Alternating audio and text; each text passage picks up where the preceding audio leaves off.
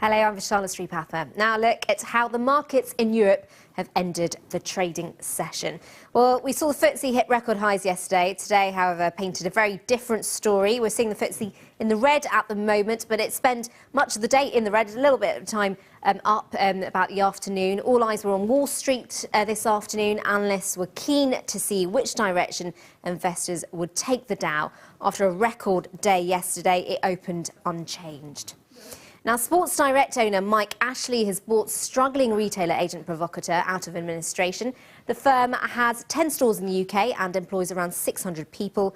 It's thought the company is worth between 25 and 30 million pounds. Stamp duty should be on tax with the property sellers rather than buyers to help those trying to buy their first home. That's according to the Yorkshire Building Society, who say that nearly 3/4 of first-time buyers now pay the tax, compared with just over half in 2006. And today is the day for the most anticipated tech market flotation since Twitter. Snap, the owner of photo messaging app Snapchat, is making its debut on the stock market in the US. The company is valued at £19 billion. Let's get more detailed analysis of those stories with Tom Stevenson, Investment Director at Fidelity International. Tom, let's start off with Snapchat. Now, that's a considerable amount of money, £19 billion. We've seen previous social media companies like Facebook and Twitter struggle with growing the company, and they've had to kind of maybe, within the case of Facebook, buy up other smaller social media companies. How do you think Snapchat are going to find the growth with them?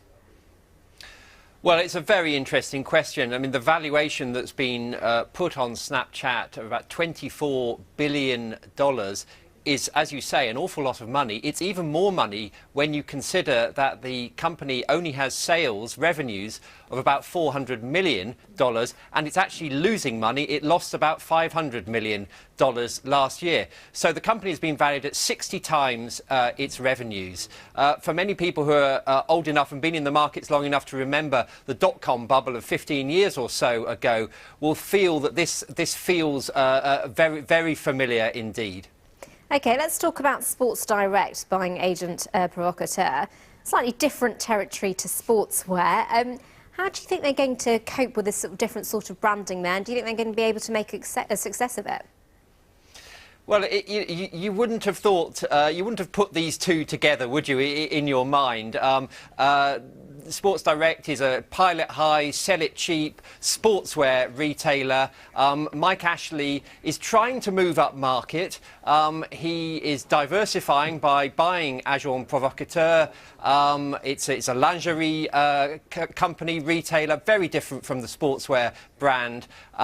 But it's been a bit of a disaster for its owners, 3i, which is a private equity company. They paid £60 million for the company 10 years ago. They've written off most of that, and they're probably going to sell it for about half as much to Mike Ashley. OK, Tom, we'll have to leave it there. Thanks very much.